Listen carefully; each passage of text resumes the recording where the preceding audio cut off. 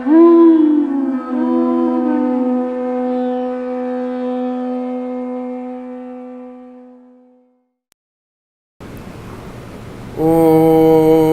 Namo Bhagavate Vasudevaya.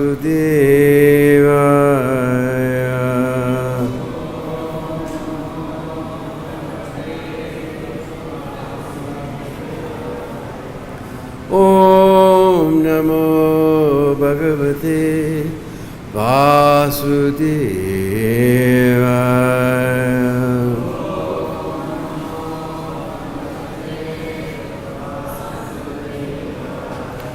Om Namo Bhagavate Vasudevaya.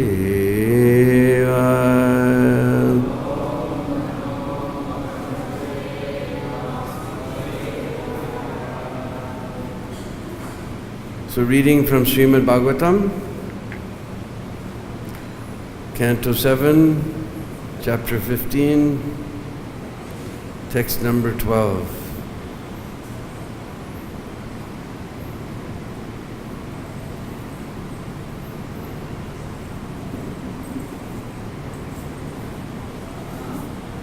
Chapter entitled Instruction for Civilized Human Beings.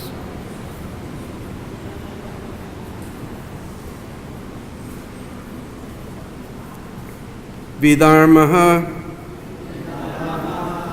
Param Dharmas Cha Abhasha Upama Chalaha Adharma Shakaha Panchima Dharmagyo Dharmavat Tyajit Vidharmak Paradharmascha Abhasa Upama Chalaha Adharma Shakaha Adharma Shaka Panchema Dharmagyo Dharmavattajet Vidharma Paradharmascha Abhasa Upama Chalaha Adharma Shaka Panchema Dharmagyo Dharmavyatjajet Vidharma Paradharmascha Abhasa Upama Chalaha Adharma Shaka Panchema Dharmagyo Dharmavatyajet Vidharmaha irreligion. Paradharmaha religious principles practiced by others. Cha and Abhasaha pretentious religious principles. Upama principles that appear religious but are not. Chalaha a cheating religion. Adharma Shakaha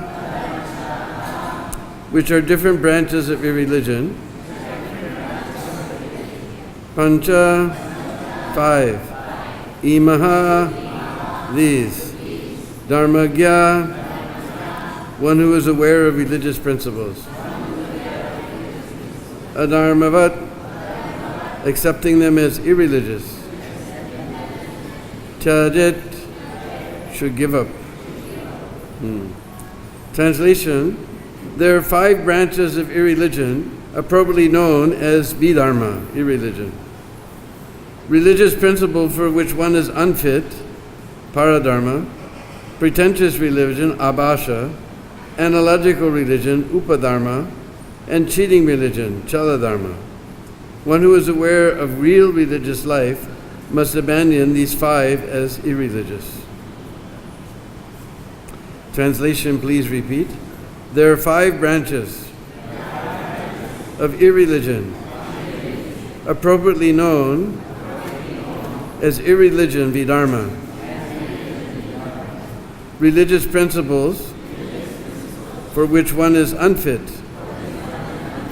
Paradharma. Pretentious religion, Abhasa. Analogical religion, Upadharma. Cheating religion, Chaladharma. One who is aware of real religious life must abandon these 5 as irreligious. Purport by His Divine Grace, A.C. Bhakti-Vedanta Swami Srila Prabhupada.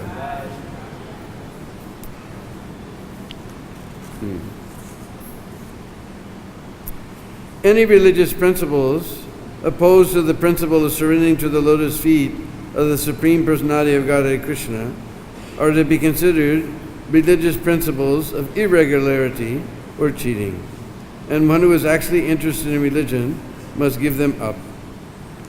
One should simply follow the instructions of Krishna and surrender unto him. To do this, of course, one needs very good intelligence, which may be awakened after many, many births through good association with devotees and practice of Krishna consciousness.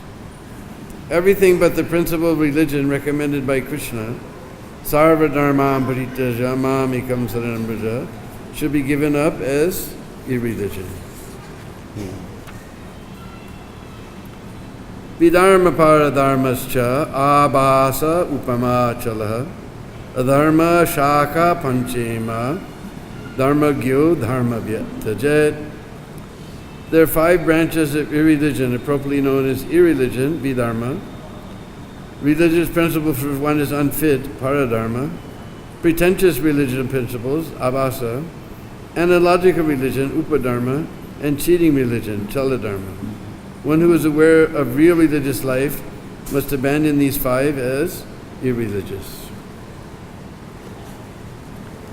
Om Ajnana Timirandasya Gyananjana Shalakaya Chaksurun Militam Jena Tasmai Sri Gurave Namah Sri Chaitanya Manobhistam Stapitam Jena Bhutale Sayam Rupa Kadamayam Dadati Swapadandikam Adadanas Trinandantai Vridam Yache Puna Puna Srimad Rupa Padambujo Dulisyam Janma Janmani Jai Sri Krishna Chaitanya Prabhu Nityananda Sri Advaita Gadadhar Shri Gaur Bhakta Vrinda Hare Krishna Krishna Krishna Hare Hare Hare Rama Rama Rama Hare Hare.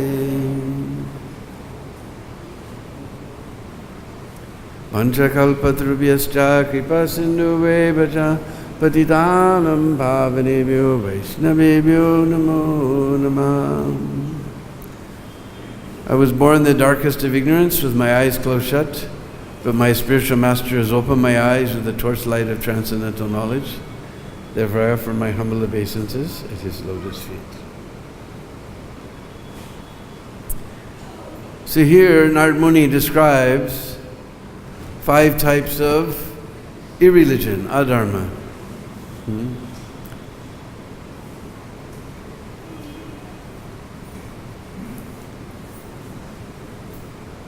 Number 1 is irreligion. This is mode of ignorance. Those who accept religion as irreligion and irreligion as religion, they're in the mode of ignorance, as described by Krishna in Bhagavad-Gita. Vidharma. They do everything backwards, just like we have our great example of Jad Bharat. Everything he did backwards. Because he was actually very intelligent. He didn't want to get involved in material life, so he just did everything backwards. He would wash his hands, and then he would go past stool and clean himself. So his father thought him a big fool. Actually, he wasn't. But anyway, he appeared to be irreligious, doing everything backwards. When Prabhupada was translating this part, I can't remember who it was. He was a servant, Prabhupada's servant at that time. He came into Prabhupada's room one time, and Prabhupada looked at him and began to chuckle. And he said, Prabhupada, what's so funny?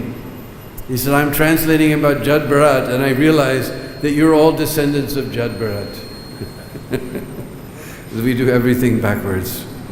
We don't have any idea about anything. Just like I remember when I got my second initiation, we came into Prabhupada's room, my wife and I. She was getting first and second all at the same time. And we came into Prabhupada's room. We had these beautiful flowers we offered to Prabhupada. He smiled and put them on his desk. He had a big desk like this. So he motioned us to come sit on this side of the desk right here beside Prabhupada. He was on a big cushion looking like a little transcendental cowherd boy. So he taught us how to count on our fingers, and he gave us a little piece of paper. We repeated after everything. Then he went like that. I can understand. He wanted me to take my kurta off, because I come with my kurta on, because we don't know anything. We're coming for Brahman initiation, so you should not have a kurta on. So I felt pretty foolish, pulling my kurta off in front of my spiritual master. And then I never wore Brahman thread before in my life, and we're from Lecha culture, so we don't know anything. I didn't know whether to put this arm up or this arm up, so Prabhupada just put it like a garland. This is what Prabhupada had to deal with, people who don't know anything. He just put it like a garland. He said, you can learn from your older godbrothers how to wear properly. Then he gave me immortal instruction I pass on to all the householders here. He said, just execute this Krishna consciousness very enthusiastically as husband and wife. So this is the situation in most of the world, Vidharma. They don't know anything proper or improper. The next one, what is that? Paradharma means to follow the principles not meant for one. Just like if one is a Sudra and he tries to follow the principles of Brahminical life, that is improper. Bhagavad-Gita says one should follow his own dharma, even if it's some fault, because fault is always there. One should not try to imitate others. So this is para. Para means other. We should not follow what is meant for others. We should follow our own. Then what's next? Pretentious religion. Abhasa. This is, most of the world is in this category. They do religion just as a big show. They come riding up to the church in their big car, wearing their best silk suit and their best silk sari, just to show off, make a show of it. Pretentious means to make a show of it. They're not actually interested in changing the heart. Actually, religion, real dharma, means to change one's heart. Just like we were in Bangalore, so they're in that section of Bhagavatam, where every purport Prabhupada is smashing this fashion of Bhagavad Sapta, hearing Bhagavatam. He said, those who are making profession just to earn a livelihood, we cannot get any benefit. Just somebody has so much black money, so he puts up a big pandal and hires the best cook in the whole town, and he invites all the prestigious people of the town just to show off, big show. Just like Sarvabhauma, who's a doctor, he has a very interesting example. There was one man, he had a fever, so he went to the doctor. On the way to the doctor, he stubbed his toe. It was bleeding. It caused him a lot of trouble. So he went to the doctor. The doctor gave him some white pills. He said, you take this twice a day for your fever. And he gave him some red pills. He said, you take this for the infection in your toe. By the time he got home, he couldn't remember which was which. Then he thought, well, then toe is infected, it's red. No, because a fever, that's hot, so I should take the red pill for the fever, and I should put the white medicine on my toe because I want to purify the infection. So he was putting the white medicine on his toe and taking the red medicine inside. After 1 week, there was no improvement. He went back to the doctor. He said, Doc, there's no improvement. He said, what did you do? That red medicine I was taking every day and white medicine I was putting on the toe every day. Arey, foolish guy. The red medicine was for the toe, the white medicine was for the fever. So you're taking it wrong. So, we're taking that material comforts, that is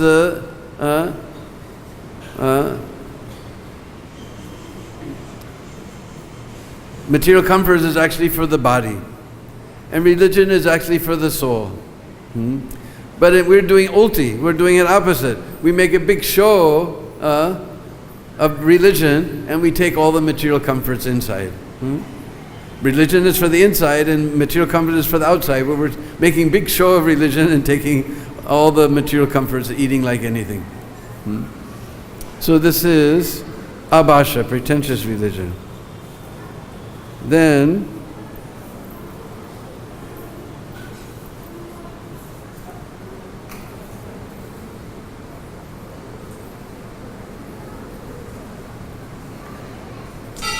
what is it? Upadharma, analogical religion. Not really sure what this means. And the word for words which are, let's see, what does it say? They're pure religion or not. And last one is chaladharma, cheating religion. Generally people are interested in performing religion just to get some material benefit. As I said, we're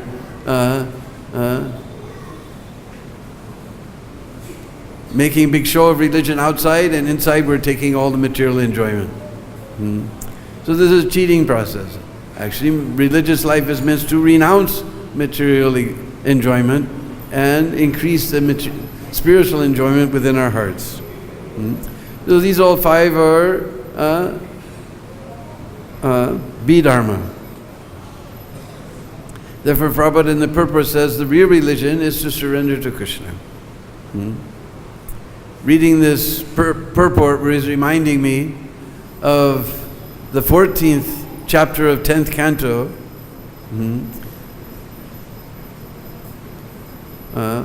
One verse is there that was repeated by, actually what's reminding me is reminding me of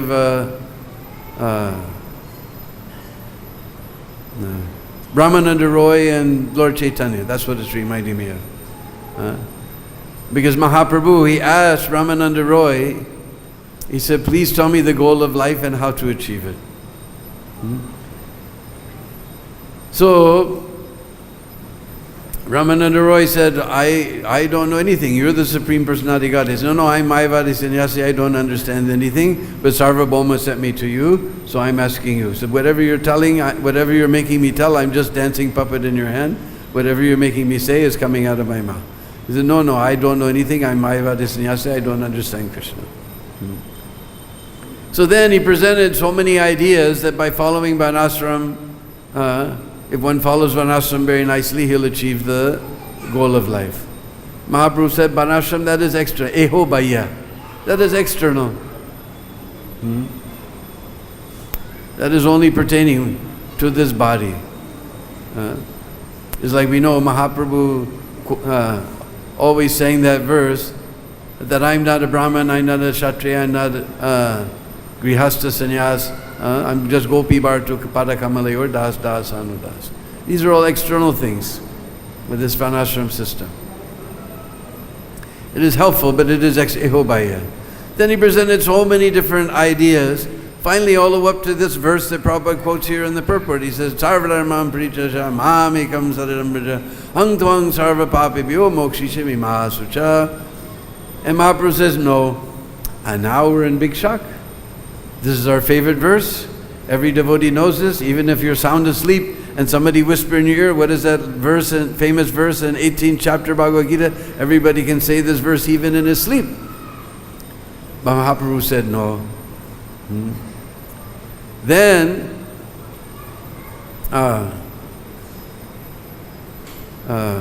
Ramananda Roy, he cited a verse from 10th canto, 14th chapter, Lord Brahma's prayers.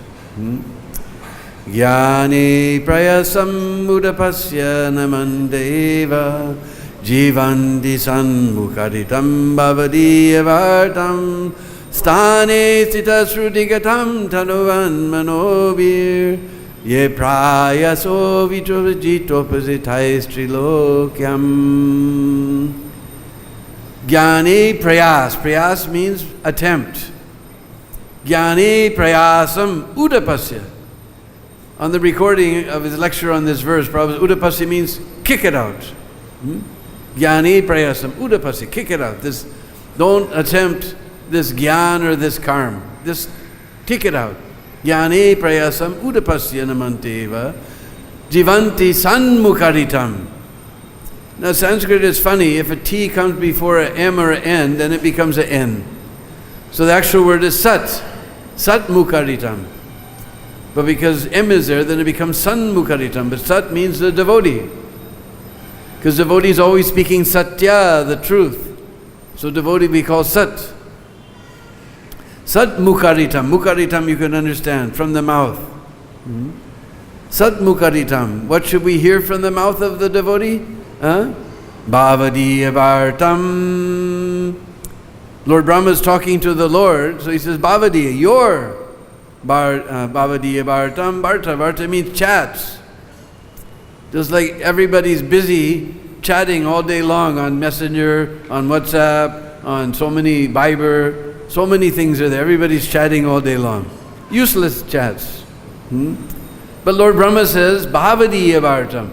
We should chat about you. Or we should hear the chats about you. Harikatha. And 3 different types of Harikatha are there. One is this Bhagavad-Gita. Bhagavad-Gita, that is spoken directly by the Lord. This is words spoken directly by the Lord. Then Srimad Bhagavatam, that is about the Lord, words spoken about the Lord. Prabhupada translates the beautiful story of the personality of Godhead. So, that is another type of Harikatha. Words spoken directly by the Lord, words spoken about the Lord. And third category is Lord's service. Just like we're cooking in the kitchen, we say, please bring me a pot. Now that sounds like a material sound vibration, please bring me the pot. But it is meant for Krishna's service, so that it is also transcendental. But all the rest, politics and cricket and all this thing that generally people are interested in, that we should give up. Just like one time, my wife brought all the girls from the Vaishnava Academy for Girls from Alachua, and they wanted to go on Prikrama, but it's April, and you know April is just almost as hot as now. I says, impossible, we'll go at night. It'll be AC first class and it'll be very pleasant. Nice cool breeze at AC first class. So my wife looked at me and said, you know, they'll be really happy because they really hate to get up early in the morning, but they just love to stay up at night. So we did Prikrama at night, and it wasn't far from Purnima. It's like Purnima, so many people are there doing Prikrama, but it was a little after, but there was nobody on the Prikrama path. It was practically empty. And it was very pleasant, cool breeze was blowing, it wasn't very hot. And we noticed one very interesting thing, because almost full moon was there, that sand that was in the moonlight was very cool. And that sand that was in the shade was warm. We could feel with our feet. Now, if you think about it, the sand that was in the moonlight, it was in the sunlight all day. So it must have been burning hot. Just like nowadays, if we go without shoe on Govardhan Prikrama in the daytime, we see everybody does it at night nowadays. You'll burn your feet. So that sand must have been burning hot. And that sand that was in the shade, it was shaded. It should be cool, or at least not so hot. But the sand that was in the moonlight was very cool, and the sand that wasn't getting any moonlight was warm. We could feel with our feet. This is an interesting thing, because we always talk about the cooling rays of the moon. So this was the empirical proof. One time I took one BI scientist. I said, "See, this sand is cool. That one is warm. You explain it." So anyway, hardly anybody was there. And we got to ISKCON, and ISKCON is a very beautiful place, a little ways off the Prikrama Marg. You go inside, it's a little gateway, and you go down to the Kun. And it's a very pleasant place. Whenever we get there, I always have everyone be quiet, just to relish the peacefulness of that wonderful place. So we all sat down, and I explained about ISKCON, where Indra was pardoned. Asur became, because Indra, the king of heaven, he paid his sastang pranam, full dandavats before Lord Krishna. And Lord Krishna walked by and didn't even look at him from the corner of the corner of the corner of the corner of the corner of the corner of his eye. Then he thought, oh, I'm in big trouble. So he called Surbi, and Surbi went there, and she met the Lord at ISKCON. And she said, actually, Indra, he's your devotee. He became a little proud. You don't like pride in your devotees. Krishna doesn't like pride in his devotees. But just like he's your child, just like the parents, the children do so many rascal things, but still the parents always love them. So you should forgive him. So because Surbi intervened, then Krishna decided to forgive Indra, though he made a big offense. So this is our position. We have to take shelter of a devotee like Prabhupada. He can intervene with us. There's so many letters you can see. Prabhupada at the end, he says, I'm always praying, because we were all young. Now we become now we became younger. But anyway, Prabhupada used to, right, I'm always praying for you young boys and girls to advance in Krishna consciousness. This is our only hope. And the Prabhupada said, I'm always praying you to advance in Krishna consciousness. So, therefore we're making it, otherwise we have no hope. So anyway, it's a very beautiful, so I told the Katha, this is where Indra got forgiven, and anybody who takes the water, he gets free from all aparad, so we all took water, and I said, now I just want you to be quiet for a few minutes, don't make a sound. So all the girls were quiet, and all we heard was, bam, bam, brap, brap, brap, brap.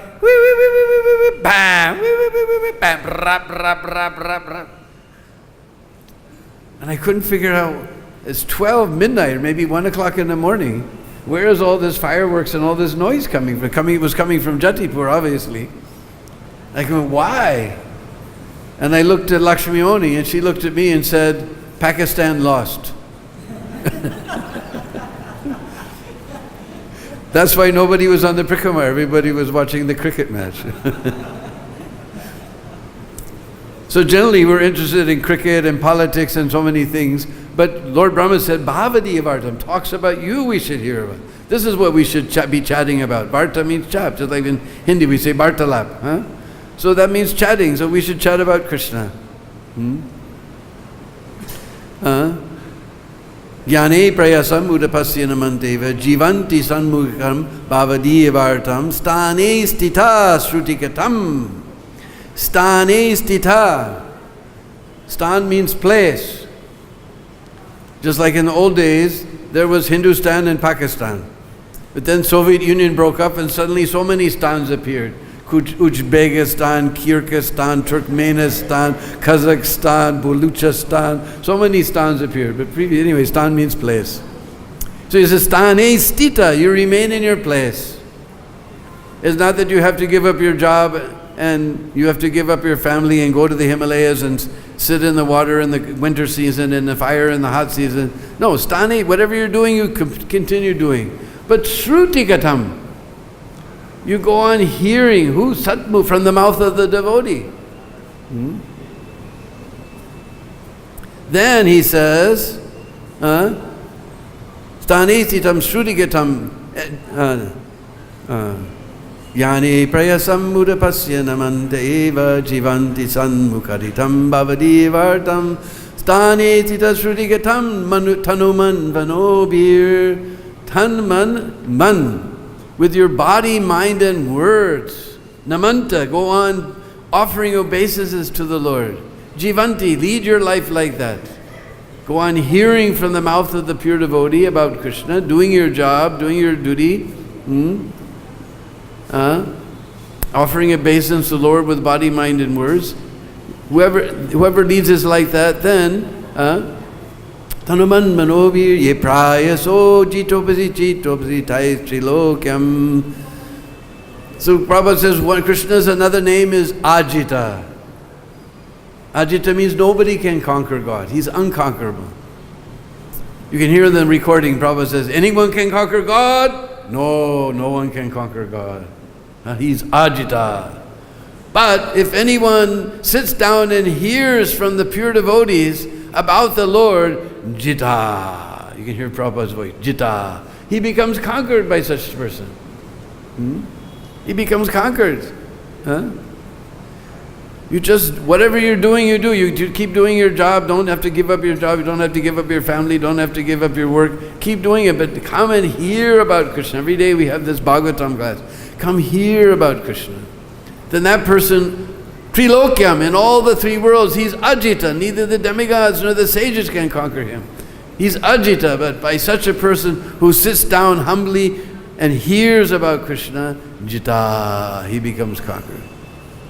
Because Krishna is so shocked. Krishna is so shocked. If somebody's in shock, then it's easy to take them over. Because everybody's listening. We gave the example. Everybody's listening to so many things in this world. Just like here in Krishna Balaram Mandir, we have the class. On 99, you can get the English class. On 102 is a Hindi class. You can get on the FM. So somebody brought me, I asked somebody to bring me a radio. They brought this radio, had 3 bands. There's 3 different bands of transmissions going on. And each band, there's so many hundreds of channels. There's medium wave and long wave and FM and AM, and so many channels are there. All the channels have have so many different stations, but nothing going on about Krishna. So many hundreds of radio stations broadcasting day and night, nothing about Krishna. So everybody in the world, they're talking about so many things. If somebody actually sits down and hears Srimad Bhagavatam from the devotees, then Krishna, he becomes shocked. Then you can conquer him. He becomes conquered.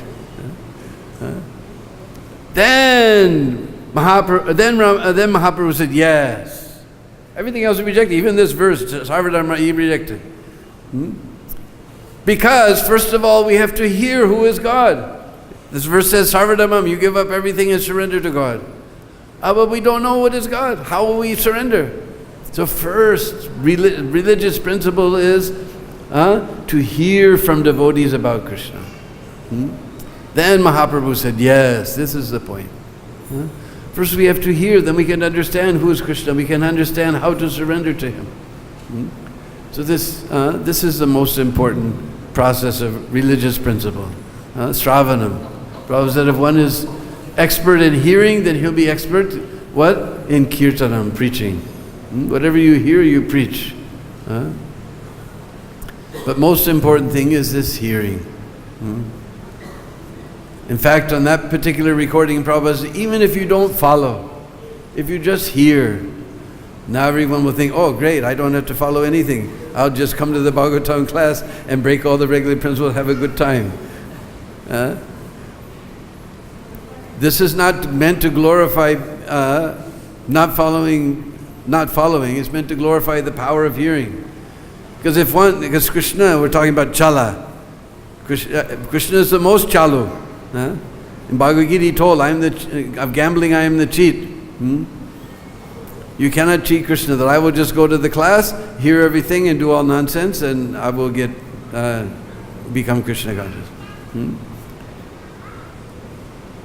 You cannot cheat Krishna like that. But the more you follow, then faster the realization will come. But Prabhupada said on that, even just by hearing, if you don't follow, you just hear from the pure devotee, not from professional person, from the pure devotee, you hear about Krishna, then you will reach perfection. This is meant to glorify the hearing process, not meant to glorify the not following process. Because generally we'll see if somebody is engaged in sinful life, they'll lose their taste for hearing. So we cannot cheat Krishna. I will do all nonsense and just hear Srimad Bhagavatam every morning. No, won't work. But the hearing is so powerful. And Mahaprabhu said, yes, now he told Ramananda, you go further. And Ramananda, that chapter is one of the most, it's just a deep ocean of ecstatic bliss. The end of that chapter in Chaitanya Charitamrita goes deeper and deeper and deeper, all the way up to the gopis form of worship. So this is the most important thing. Therefore Prabhupada has given us this process. Every morning we have Srimad Bhagavatam class. The evening we have Bhagavad-Gita class, a word spoken about by Krishna. This is a word spoken about Krishna. The evening about Krishna. We should hear, give up all other religious processes, just hear about Krishna from the devotees. Then we'll reach perfection of life. So any question or comment?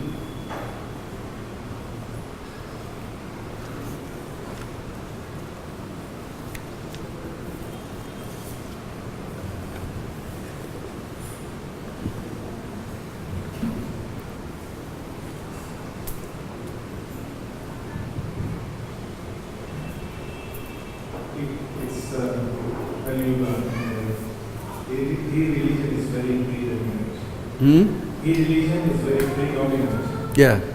And I think in Kali Yuga we see that religious groups, which are actually very religious, they appear to be growing faster.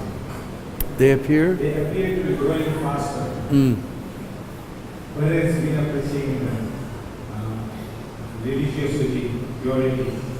So what is it that we are supposed to understand from this? And also, irreligion is something that sometimes we experience ourselves. Like we are practicing, but sometimes we default. So how do we see that enlighten us as to how we can make sure that we do not default, and how do we see other groups going faster than us? Prabhupada said, if you're selling diamonds, you will not get many customers. If you go on the street, it's like everywhere we go, you see everybody's selling kela, banana, then you will get many customers. So we're not giving something cheap. We're giving the real McCoy, real diamond. If you want plastic diamond, then so many, you can easily buy, no problem. So we're giving the genuine thing, therefore we won't get many customers. And in Kali Yuga, nobody wants the real thing. Everybody wants to be cheated because they want to somehow, like we've been discussing, somehow they want to go on with their sense gratification and make a show of religion. And we're telling, no, you must change your heart. You must change your life. It's like Prabhupada came to the West, we are the most simple. We were so simple that this Yamaraj, we crashed his hard drive. But we heard from Prabhupada and we were ready to change our life. But like I said, people just making show. They make big show. They don't want to change their heart. They don't want to change their way of life. So any religion that says, yes, you keep on doing whatever you're doing, just give me some money, take my mantra, then that will be popular. Because we want that. We want sense gratification and appear religious. This is Kali Yuga. We want like that. So naturally we'll have few takers because we're presenting something real. But still, just like we were discussing with Bhakti Vinod Swami, just in Coimbatore, and he was discussing the same point. The other groups appear to be growing very faster. That's because now we're becoming a little complacent. Many places, here of course, I'm seeing we're always very anxious to preach every morning after we're bringing people into the corner room and teaching them how to chant japa. We have or Trikaliga Prabhu doing Namhata program going on. But many places we're becoming complacent. We're building big temple, people coming, so we just sit. But we can't get complacent. We have to continue to. Prabhupada was always breaking his head every time Prabhupada was thinking new way to spread Krishna consciousness. Now ISKCON has got a good name. We're sitting back and resting. We can't sit back and rest. We have to go and preach, break our heads how to preach and bring people to Krishna consciousness. So we have so many programs in this temple. People come in, they chant japa in the Samadhi Mandir. We have this every morning this program. We catch the people to start them on their way. We have so many book stalls. The Krishna Balaram Mandir is a great example of thinking of ways of preaching. And we have your Namahata program. But we can't become complacent. That now ISKCON has got a good name, so we can just sit back and relax. No, now we have to make that name even bigger. And what was the other question? We as individuals have a tendency to be caught in the negative.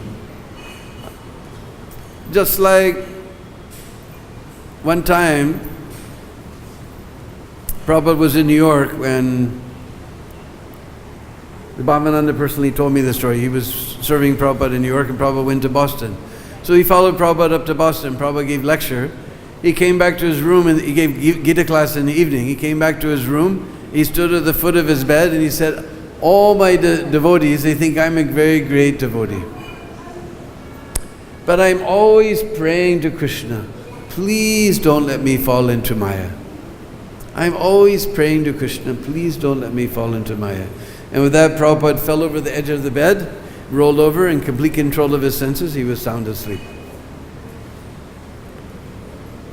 So this is the point, is we think that, yes, now I've been a devotee for so many years, I chanted so many rounds, I distributed so many books, I did so many artiks. Now I can never fall down. Then you're just putting your chin, yes, I, putting your chin so Maya can kick it very nicely. Boom! She'll come with a big combat boot and give you a big kick. But Prabhupada was not saying, I'm pure devotee, I'll never fall. He said, I'm always praying to Krishna. That's why he's pure devotee. That's why he can't fall down, because he's always praying to Krishna. Please don't let me fall into Maya. Just like when I was temple president, so many times young bhakta will come, Prabhu, it's really hard to control the mind, really hard to control the senses. I can't stay in the temple, I'm too fallen. I have to go back to Maya. I said, all the reasons you just gave are why you need to stay in the temple. If you told me that I'm seeing Krishna everywhere in everyone's heart, I see Krishna everywhere, I'm in ecstasy of love of Godhead, then I said, go wherever you want. But you're saying you can't control your mind, you can't, then better stay in the temple. Those are reasons to stay, not to leave. You haven't given her a reason to leave. So, we always have to pray to Krishna. Please don't ever get puffed up. Think, I will never. So many people have come, and they said, "Oh, I will never do that again." But we see they're all doing this and that again. We have seen over the years. As soon as you think, "I will never go back to Maya," then you're already halfway there. If you're thinking, oh Krishna, please don't let me go back, then you'll never go back. But you think, I will never go back. And even if somehow, because material nature is very heavy, we're tiny and very heavy, we may make some fall down. Just like my dear godbrother, Kirtan Samrat, what was his name? Madhuvisa. He was sannyasi, but he had some problem. But still, he thought Prabhupada won't see me anymore. Prabhupada still embraced him. He said, now as householder, you prosecute this Krishna consciousness. Prabhupada did not condemn him. He said, keep on going. Just like little child, we can take inspiration from the child. Because walking is a natural thing, but we all had to learn it. It's the most natural thing we're doing all day long. But one time, there was a time we had to learn to walk. So Prabhupada said this Krishna consciousness is not an artificial imposition on the mind. This is a natural living energy of the soul. But still we have to learn it. So that child, when he's learning to walk, sometimes he, boom, right on his nose. Sometimes he falls, he hits his head on the corner of the table. Bam! Woo! In English we say a big egg came on his head. But it's not that he stops, oh, this walking is a useless thing, I'm giving up, I can't do it. We see he just picks himself up and he keeps trying and trying and trying. And one day he's walking and next day he's running and mother's going crazy. He's just running here and there, mother can't keep up with him. So we may fall down. That is not unusual. That is to be expected.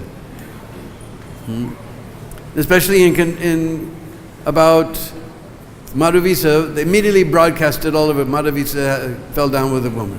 And Prabhupada became very angry. Why you broadcast? Now he'll feel ashamed to come back. Now you shouldn't broadcast. It's not natural. We're living in this material world. If someone falls down, that's natural. That is not to be amazing thing. Amazing thing that somebody keeps trying. That is the amazing thing. And now we invented the internet. We can broadcast everything, whatever goes on, all over the world. But Prabhupada said,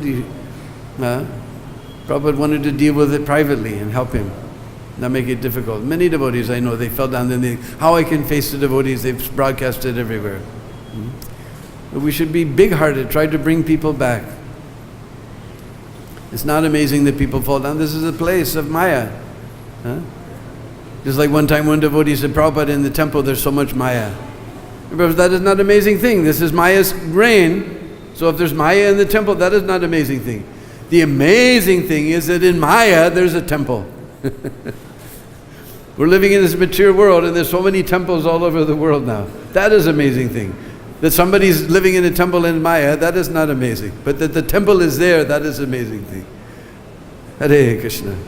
Yes. Hare Krishna. Bandhu, welcome back. Hare. You were gone a long time. Why do you think I was gone? One comment and a question. All right. See, I reckon I'm going to have to make fun of you from memory. I'm going to wait till it tells. All right. I have the suggestion that when Srila Prabhupada gives lecture on ecology, they don't bring it. For me, it's okay, but when Prabhupada gives lecture, he miss so much important, knowledge. Well, usually Prabhupada's lecture ends way before the bell anyway. Because Prabhupada never lectures for a full hour. Anyway, what's your question? I think my hearing is very bad. Yeah, mine too. I'm not sure if I got you right. Did you say hearing, Shravanam, Kirtanam, that hearing is the most important? Yeah. Well, I understand that Kirtanam is the chanting of the holy name. Yeah, but first you have to hear the chanting is the most important. Otherwise, how will you chant? So Prabhupada said, if you hear nicely, then you'll be anxious to chant nicely. First we have to hear. Hearing is the most important. On that tape, Prabhupada very clearly, in every scripture does the same thing. Because otherwise, how will we know about chanting unless we hear first? If you're deaf, Hmm? if you're deaf, you can't hear. If you're deaf, still Then you read. Then you read. But first of all, unless you get the information that I should chant, how will you chant? So hearing is the most important. That's forgiving. I think Kirtanam. All right. Kirtan is also nice. But first we have to hear about Kirtan to know that it's great. Because that is why Mahaprabhu accepted this verse. Ramananda Roy, he gave every suggestion he gave was backed by scripture, but Mahaprabhu said yes when he said this verse, that one goes hearing about Krishna. So there's no other questions, we can all fall down to the very soft and wonderful, oh, Jigyasu Das has another question. So you were saying hearing this Bhagavad-Gita, whatever you hear, you are already conquered. So when hearing and listening, we are already conquered, and sometimes we do, there's so many things which are whimsically we are doing or by others are doing so. And already conquered, but you can conquer. If you're smart, you'll grab Krishna. But not already conquered. But Krishna, Brahma told, whoever hears about Krishna, Krishna will become conquered by him. So when you know, I'm listening and hearing and we conquer Krishna, and also we do so many things whimsically. Not only we know that we are already in a right track, but still then we go in so many other tracks. So what do you say about that? Why should we go other tracks unless we should stick to one thing? Other tracks means? Yes, sometimes just like we do Vrindavan parikrama or some other things, whimsically we are doing, we put some saligram and we worship in the house. So No, we need all the help we can get. So there's 9 types of devotional service, so we can do all 9 of them. But the most important one is hearing. So we should always try to hear. Huh? We should always try to hear more. Yeah. Thank you. Hare Krishna. One more question, then we have to end.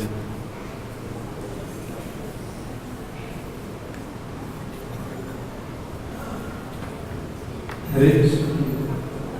Guruji, many places we hear that said that hearing is the most important, and some places we hear like Sarva Bhattacharya in Chaitanya Charitamrita. He asked Sri Chaitanya Mahaprabhu a question that of the 9 processes, which process is the most important? So Sri Chaitanya Mahaprabhu replied that the chanting of the holy names is the most important. So how can we reconcile? Both are important. Devotional service is like a bowl of sugar. Wherever you come, it's sweet. But first he asked, right? And he heard that chanting is. So first we have to hear, then we'll chant. We can say that the hearing is the beginning process. All right. Anyway, it's getting late. We have to end here.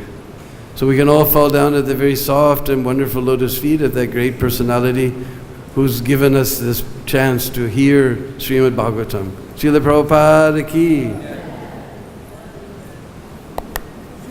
should say that that's the conviction to do kirtanam